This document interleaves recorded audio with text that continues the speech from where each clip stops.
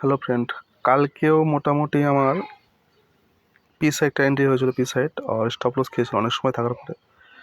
আজকেও P side entry হয়েছে, entry হওয়ার পর সঙ্গে সঙ্গে দেখাচ্ছে 1215 টাকা প্রফিট দেখাচ্ছে। আমার টার্গেট তো অনেকটা উপরে, দেখা যাক কি হয়।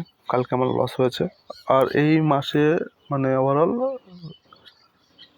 লসই আছে এখন।